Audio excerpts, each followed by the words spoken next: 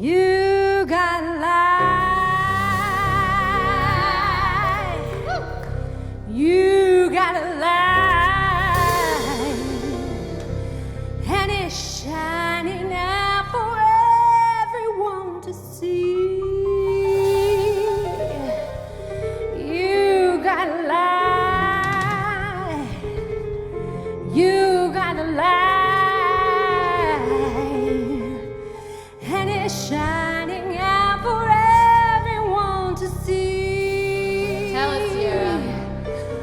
By some kind of miracle, now I feel that light in me.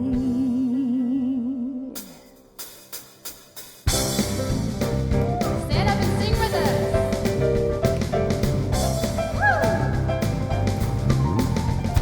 You got a light, you got a light, and it's shining out for everyone to see.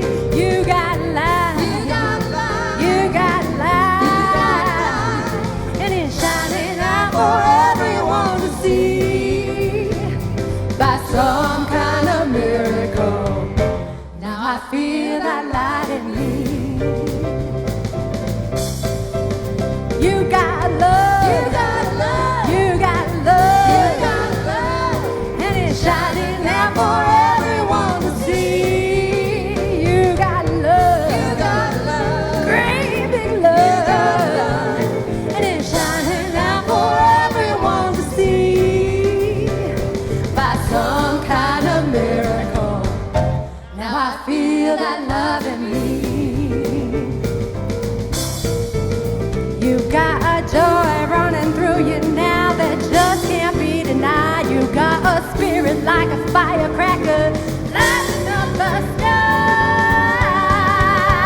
You got a power, you got a power, and it's shining out for everyone to see. You got a power, mighty power, and it's shining out for everyone to see. By some kind of miracle, now I feel that power in me. I feel that power in me. You got a joy running through you now that just can't be denied. You got a spirit like a firecracker lighting up the sky. You got power, you got power, and it's shining out for everyone to see. You got power, a great big power, and it's shining out for everyone to see. By some kind of miracle, now I feel that power in me. I feel that power in me. Oh, I feel that power in me. Feel the power. Feel the power. Feel that power. I feel that power in me. Feel that power. I feel that power in me. Feel that power. I feel that power in me. Feel that power. Feel that power in me.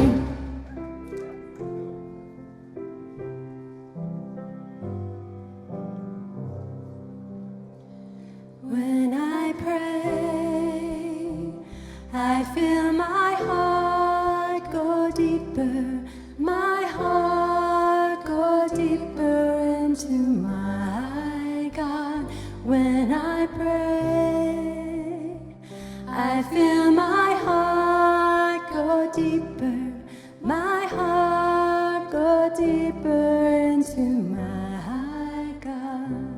Right here, right now, right where I am,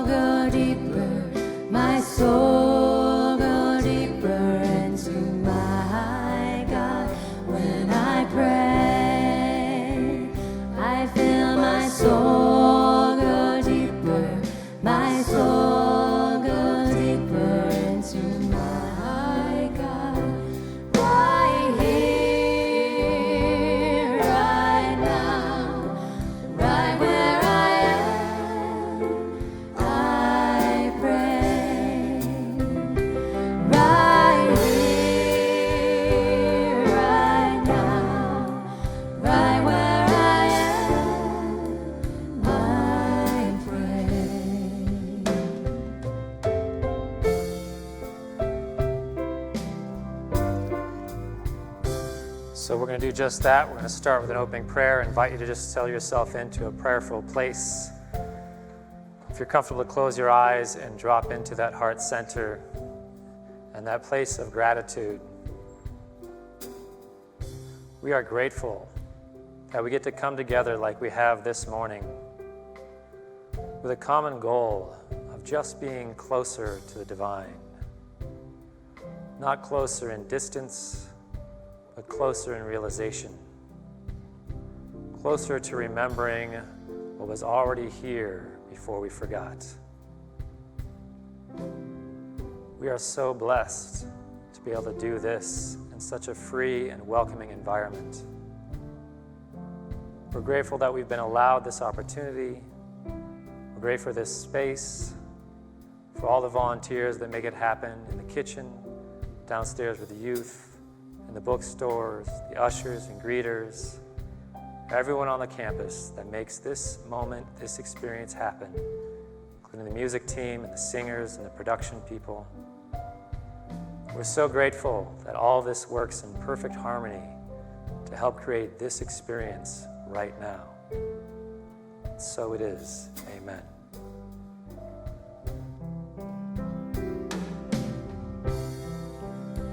When I pray, I feel my love go deeper, my love go deeper into my God. When I pray, I feel my love go deeper, my love go deeper into my God. Right here, right now, right where I am, I pray. Right here, right now, right where I am, I pray.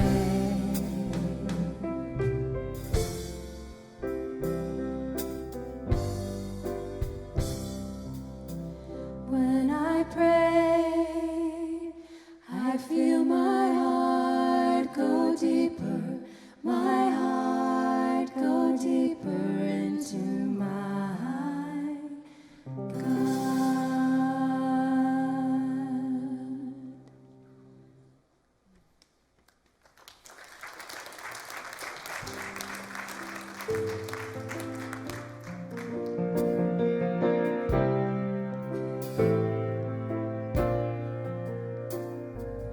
I am a child of this universe. The ocean dances at my feet. The wind plays a melody through my hair. I am loved at every turn. I am kissed by Mother Earth. I am a child of this universe. The sun warms me in its embrace. The stars have a line for me in the sky. I am honored by your light. I am held by Father Time. Every blade of grass, every shaking leaf on a tree, every mountain top sings of the glory of God moving through me. I am a child of this universe. Through my breath, all of life can breathe. I plant the seeds with my every dream. I can love at every turn. Give a kiss to Mother Earth. I am a child of this universe. I greet the God in each face. I am a channel for peace to flow. I am honored by your light. I am honored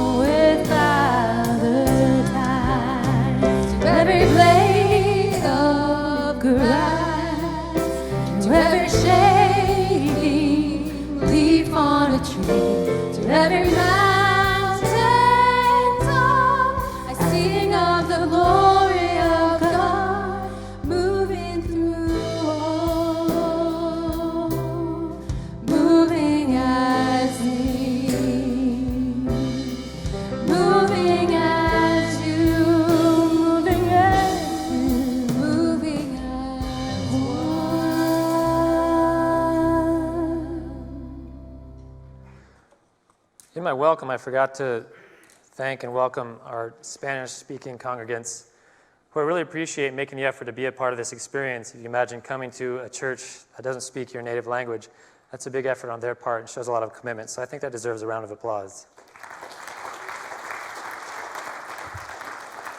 That includes our interpreters who do the work of interpreting this live, which if you've heard me speak, trying to figure out what I'm saying and then interpret that into Spanish, I don't know how they do it, because I don't even know what I'm saying. All right. Well, I warned the first service, we're not starting off light. We're diving right in. So you guys ready to do that? First service wasn't ready, and they just left. So it's just me and myself talking. All right, so we're starting with Genesis 1:27, which said, "So God created humankind in his image. In the image of God, he created them." There's a lot of distortion that has come from this Bible verse, and so I thought we would use this as a launching pad sort of our topic today. And if we look at this on first read, we can't help but begin to conjure up an image of God in our minds. We say that God made humanity in his image.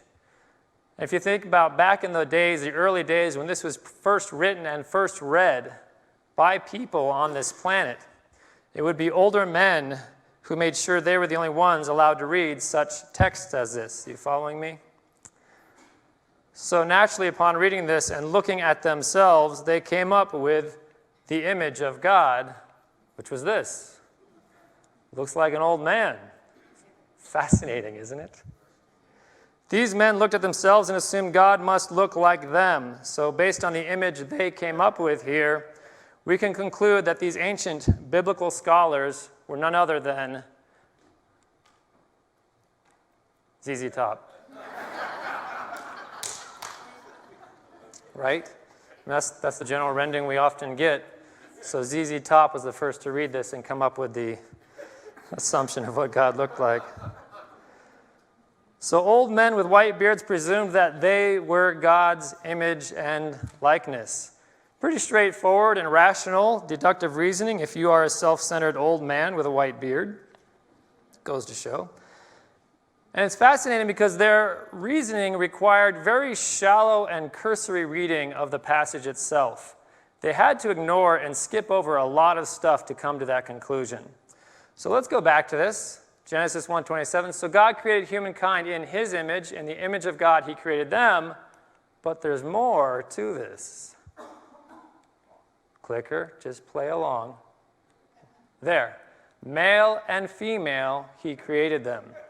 You would have to skip that part to come up with the image of God that we just showed up there.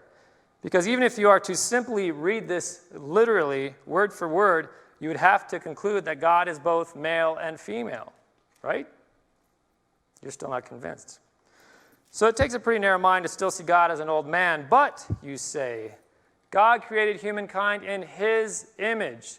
It says it right there. People could have, of course, argued that the Bible refers to his image is proof that God must be a man, must be a man's sort, or it is a him, because it's his image confirming that. But really this makes more sense if we are going to look at the word image as in reference to imagination, the word imagination, as in to have an image in mind. For example, if I have an image in mind of a red car, I am not a red car. Does that make sense? I'm just imagining a red car. Well, we've pretty much assumed God had an image in mind of humanity, so God must look like humans. God created humankind in the image God had in mind. That does not mean God looks like humans. It means humans look like what God imagined they would look like. And as we know, the intellect, the mind, is often considered a masculine trait. It is part of existence that is to be not in any way only attributed specifically to men or to a man. The masculine quality of life is within each of us, male and female. When God holds an image in divine mind, you can refer to it as his image because it is God using the intellectual or masculine side of its existence. You follow me at all? Okay, good. 3 people are following me. Just to start explaining to the people around you, We'll take a 5-minute break and then come back with our coffee. On the other hand, creation is a female quality of life. Creation is not specific to women. It is not specific to a woman. Creation is a female quality that is in each and every one of us, male and female. So we are looking at a twofold process. The masculine intellect comes with an image into mind, and then through the power of creation, the feminine power of creation, it is manifested into existence. First in mind, then created into existence. A twofold process requiring male and female qualities. And if we roll this quote back a bit, we'll give even more clarity. So this is Genesis 1:26. We were just looking at Genesis 1:27. In 26 it says, "Then God said, 'Let us make humankind in our image, according to our likeness.'" What precedes the creation process of humanity is the divine saying, "Let us make in our image according to our likeness." If God is an old white man with a beard, what is with this our business? Who else is up there? Well, Unity co-founder Charles Fillmore, the co-founder of our movement, did address this. In his book, Mysteries of Genesis, he said this: Jehovah, which means I am, in the Hebrew is written Yahweh. Yah is the masculine and Weh the feminine. The word is made up of masculine and feminine elements and represents the joining together of wisdom and love as procreating nucleus. From the beginning, we were supposed to recognize God as both masculine and feminine. These are the first few words in the Bible, and we had already gotten it wrong. And it only went downhill from there for 2,000 years. Actually, 5,000 years if we're talking about the Old Testament. So humanity has spent a long time with this book, but we've gotten a lot of it a little funky. So I don't want you to get confused, because God is not male or female. We still attribute these male and female concepts of God. And God is not both male and female, because that also would be selling God short. But God is both masculine and feminine. And you see that there's a difference there. God is not male or female. God is not male and female. God is masculine and feminine. Are you following? Okay, same three people, so we're really going to go places together. But humanity has spent thousands of years falsely correlating feminine to female and masculine to male, to say that masculine is for male and feminine is for female. But God is not a man or a woman. God is feminine and masculine by nature, encompassing feminine and masculine qualities, but not as they have been limited and stereotyped by us in the human experience as specific to men and women. So it's hard for us to break away from that concept, because it's been so ingrained from us the time we were born. Boys wear blue, girls wear pink. This concept of separating it out to be able to recognize that the masculine and feminine is flowing through each and every one of us, and that is the divine. So why did we start today diving into this concept of God? From the seeming beginning of creation, we as humans existing in a dualistic mindset, a mindset of separation and judgment, have tried to establish what is normal. We've had this concept of trying to establish what is normal to help us interact and live in this experience. So early on in the Old Testament, we recognize that God was the God of the Jews. And if you were Jewish, that was normal. And if you were not Jewish, that was less normal. And then we get to the New Testament, and all of a sudden, God is the God of Christians. And if you are Christian, then that is normal. And if you are not Christian, then you are less than normal. And of course, then we made God a man. Perceived to be a man, then men were considered normal, and women were considered less than normal. And every time you create the idea of norm or normal, you create another group of less than normal. Following me still? Same three. I'm only working with these three people. I'm not going to say who you are, but I know which ones of you are following. Everyone's hoping it's them, but it's not. So we do this all the time in our society, trying to create a baseline of normal to weigh everything and everyone against. So it is normal to be raised by a father and mother, and to go to public school, and to eat hamburgers, to look like everyone else, to take your medicine, to go to college, to get a stable job, to get that car, that house, to have that heterosexual marriage, to have those kids, to never question the culture of debt, stress, consumerism, and judgment. Then you're normal.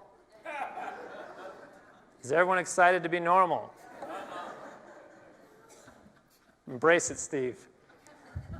Taking normal to new heights. People who stay the course of normalcy are left alone, right?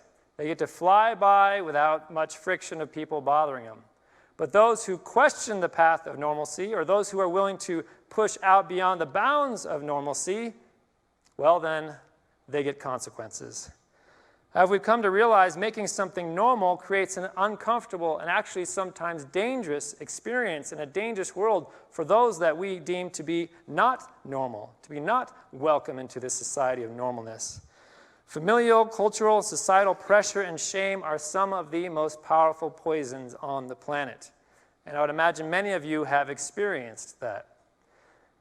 And it is being administered daily by each and every one of us in some manner or another because of our collective buy-in to the concept of normal. By the way we speak, interact, and even just look at another. Because of this collective buy-in into this concept of normal, we have become the police and the foot soldiers to enforce it. No one had to say, you guys need to enforce this norm. We took it upon ourselves by saying, oh, this is normal? Well, then I need to make sure everyone else who's not normal feels ostracized and not welcome. Even though we trumpet the idea of individuality and claim to support self-expression and personality and freedom of choice, we still don't really embrace it or support it wholeheartedly. So I want to give you an example of this. In the corporate world, some of the most dangerous words you can hear from your boss are these. I want you to think outside the box. Now, some of you are thinking, why would that be? Well, when I was on the event production team at the MGM Resorts International Corporation in Las Vegas, we were in charge of designing shows and different ways to do shows and productions. And our boss came to the team and he said, I want you to design some new show concepts that are outside the box, forward-thinking and like clients have never seen before. The team and I spent the better part of a day spitballing and coming up with concepts we've never seen in other shows, other productions, anywhere else. Some really off-the-wall design ideas like floating a stage over the audience and projecting the image of the person on it under the stage, around the stage, and above the stage, on the ceiling, and all sorts of stuff like that. Stuff that other people just were not doing, but we also had to be able to technologically pull it off. So when we presented to them, we could say, this is how we would do this. These were some out-of-the-box concepts. They were not being done anywhere else. And we presented them to our boss, and guess what? He yelled at us like immature little children for wasting his time. He said, who would invest in these ideas? They are nothing like what our clients have seen before.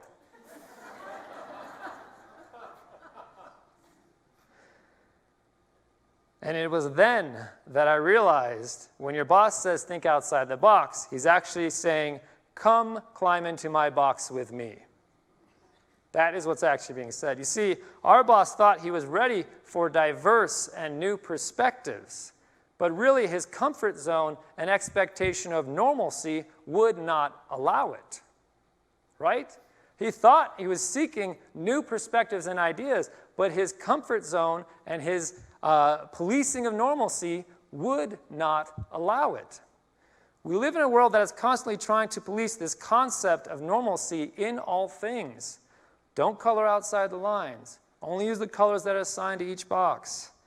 And if you try to push through or beyond, well, that's not easy. I was corrected first service. The person said this was not Ralph Waldo Emerson. But for our case today, it is Ralph Waldo Emerson. To be yourself in a world that is constantly trying to make you something else is the greatest accomplishment. We have this one-size-fits-all concept of life and now it's getting stretched to the point that it could burst. People are pushing back against what society says they should be and are allowed to be. People are saying, I'm not buying into this concept anymore. We are beginning to realize just exactly what we truly are. We are children of God. We are expressions of the divine, and the divine is infinite. Therefore, there are infinite expressions of the divine. But yet we keep trying to limit this world to only those that express in the ways we determine to be normal and allowed. But if God is infinite in expression, there can't be a normal expression. You understand? If God is infinite in expression, there cannot be a normal in expression. But although there is no normal in expression, there is a normal in being. Which brings us to the topic of equality. And I believe we struggle with equality because we have a distorted concept of what equality is. Because still this concept of equality is based on the false understanding of normal. It's still related to this concept of normal. It's based on physical comparisons. We're not equal until my physical comparison to you, I've decided, has equaled. So let me explain. In this room, right now, all of us are equal. Regardless of how much you make, regardless of your skin tone, regardless of what language you speak, or your background, or the kind of people you hang out with, all of us in this room are equal. We are equal in power, we are equal in purpose and value, regardless of how we appear to show up in the physical experience. Just know that to be true as we move forward. Regardless of your situation, you have an equal right and access to the experience of love and joy and peace and bliss. This is your right because you are a direct descendant and expression of the divine omnipresence of love, joy, peace, and bliss. It is your birthright. If we are not experiencing these attributes of our birthright, it is because we have bought into a lie. That is the only reason we would not be experiencing these attributes of our birthright. The lie that our worth and our value are somehow tied to our current physical experience. This lie tells us that we can somehow be not thin enough, not strong enough, not pretty enough, not brave enough, not smart enough, successful enough, not attractive enough, not prosperous enough, not worthy enough, not normal enough, not spiritual enough in order to experience these unwavering qualities of joy, peace, and bliss. We've all bought into this illusion, this lie, and each of us, in our own individual way, has isolated and locked up the beauty of our own perfect and unique individual expression. Scary, isn't it?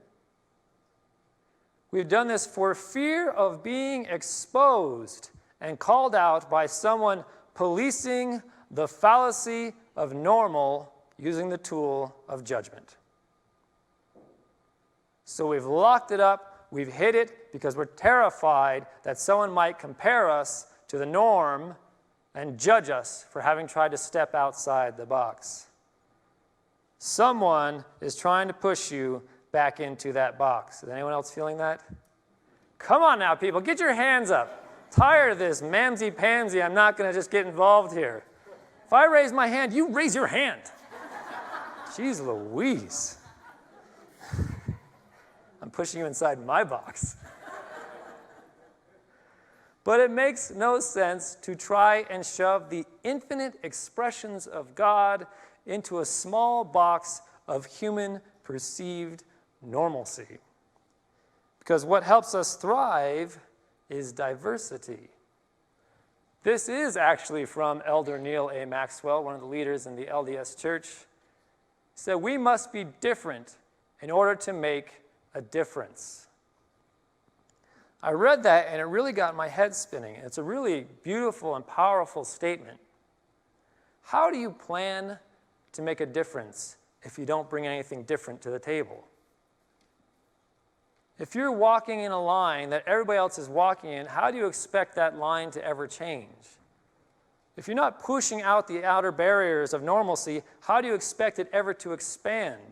If your consciousness is in the same cesspool as everyone else's, how do you expect human consciousness to ever evolve? That's what's really being said here. But I want to touch on this concept of different for a second, because there too, we have a lot of weird baggage attached to that. There are two types of different I would like to open up here and describe. There is advertising that you are unique and different, and then there is standing in your truth, which others just happen to perceive as different. In the first, I am actively trying to make my physical appearance stand out to make sure everyone recognizes me as something special. In the second, I recognize my specialness is not tied to the physical. And the only reason I stand out is because I bring something new to the table that has not been seen before. So when I was writing this down, I was thinking back on my life. And in high school, for those of you that knew me back then, I had a mohawk. I didn't stand it up with glue and all that. I just had it shaved on the sides and floppy hair. I thought it looked really cool skiing. That was one of the primary reasons I had it. I also have some Mohawk Native American heritage. I thought that was kind of a cool shout out. But I thought it looked really cool skiing, flying around when I was doing everything I did. And it would call me out some attention to myself to show that I was a good skier. But if I actually was a good skier, it would have spoken for itself. Do you see what I'm saying?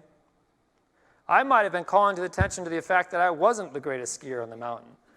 But had I been the greatest skier on the mountain, that would have spoken for itself without me having to do anything in physical appearance or effort.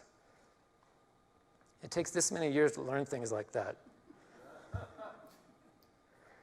So different really means varied expressions of the divine. Not that we try to look different or act different or live different or love different. It's not about our physical presentation. It's not about the character we're bringing to the stage of this play.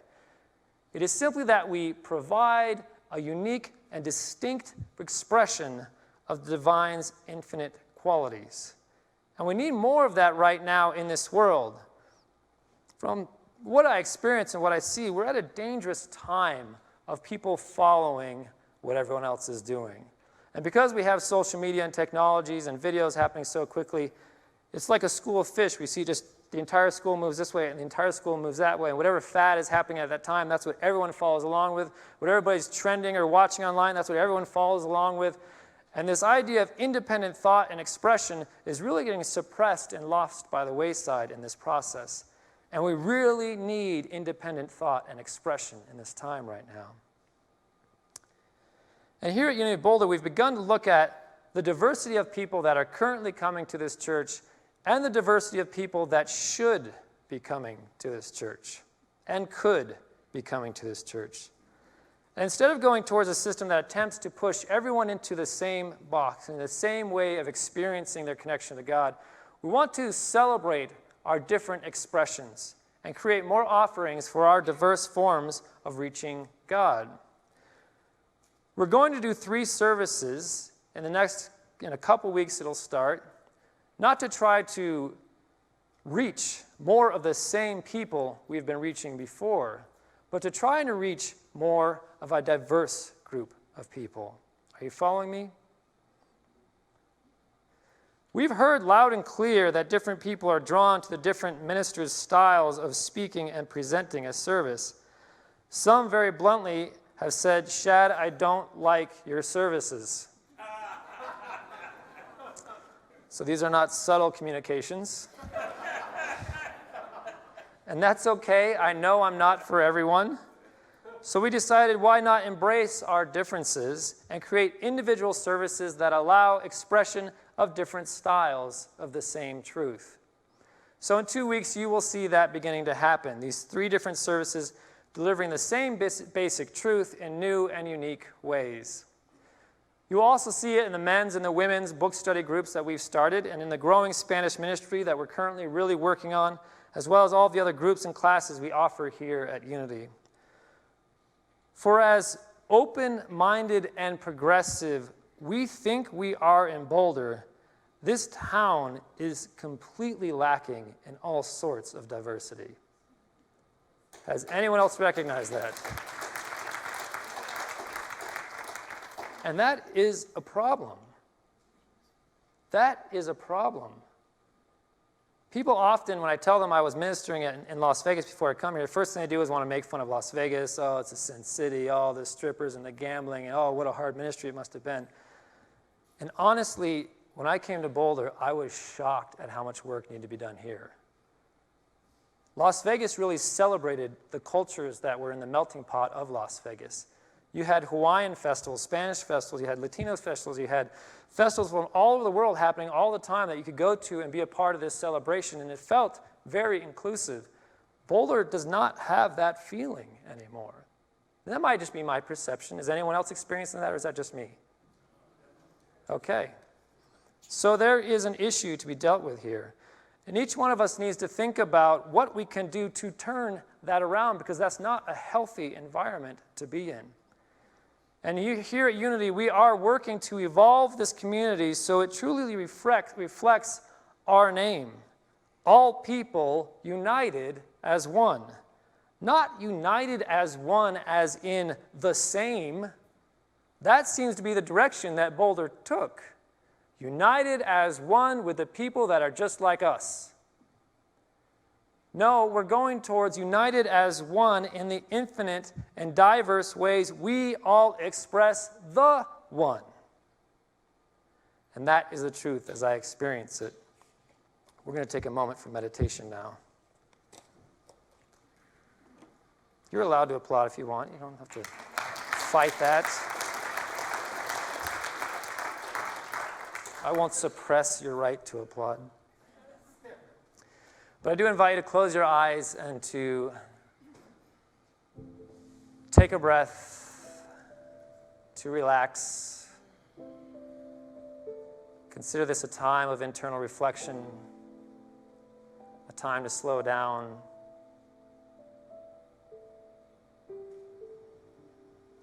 We have an amazing opportunity in this city, in this state, in this country, in this world, to break down these crazy, illusionary, false concepts that any one of us is different from another, less worthy, less likely, less ready. We need a new definition of equality that doesn't line people up side by side and compare their physical attributes.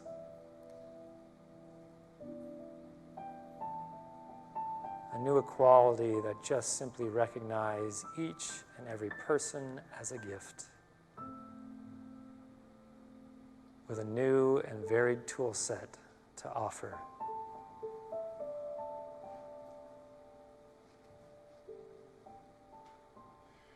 And when we close our eyes, we release and cut off this concept of separation by not being able to see these differences we previously categorized as not us.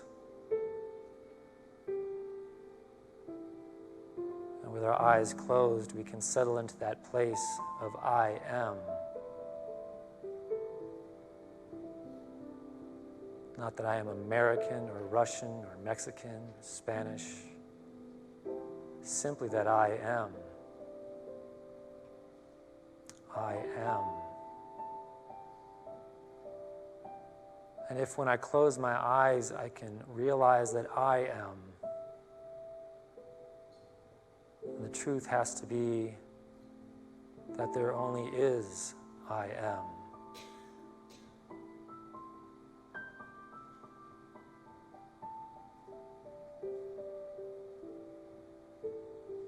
So in this place of stillness and realization, I make a commitment to myself that the next time I open my eyes, I don't let them deceive me with their tricks. Instead of taking information in, I project the truth out.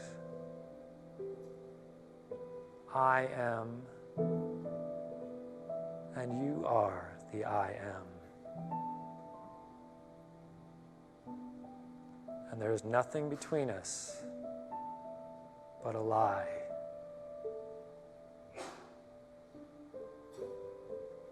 So as I breathe, I settle into this truth.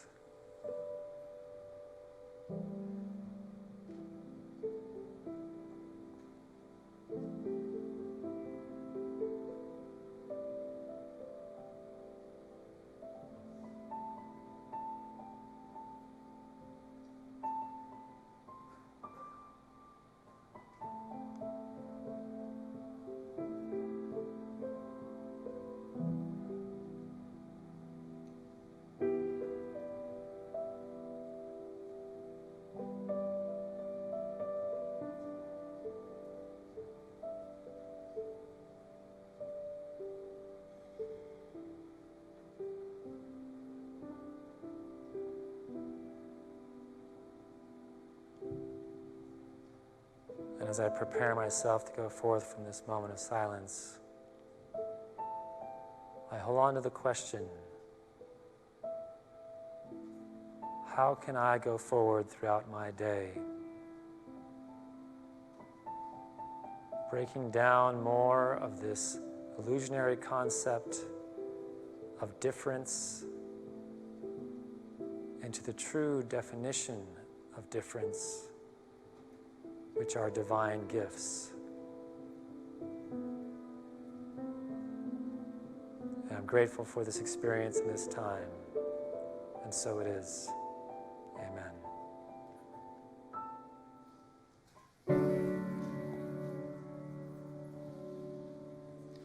In the morning when I rise to meet you, in the morning when I lift my eyes, you're the only one I wanna sing to.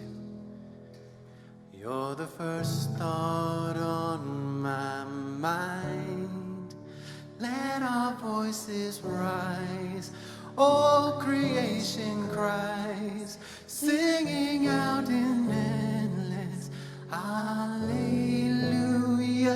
From this moment on, joined with heaven's song, singing out in endless hallelujah.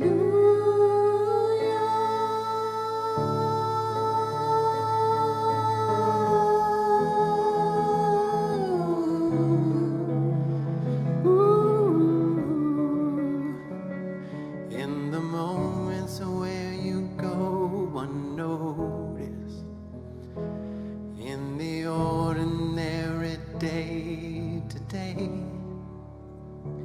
countless miracles of life around us point like arrows to the way.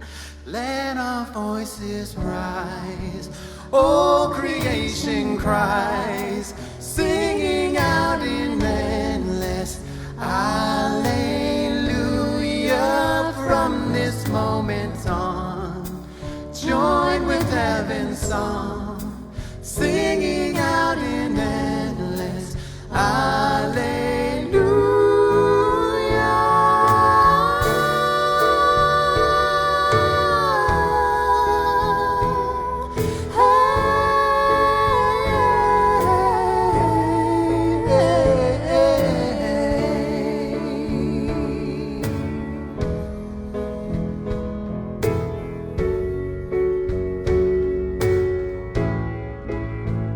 Only a moment to live this life, like shooting stars, burning up the night.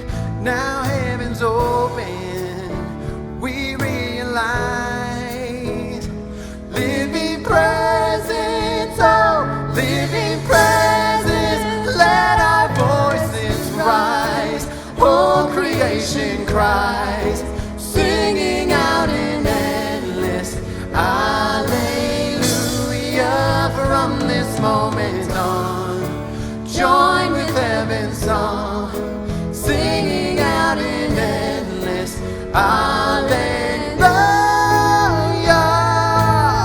There's nothing better, there's nothing better, there's nothing better than this right now.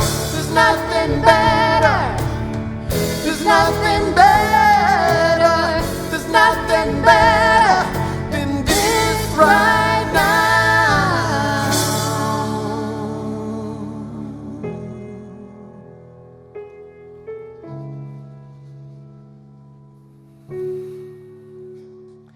In the evening when I lay my head down, in the evening when I close my eyes, you're still the only one I want to sing to. You're the last thought on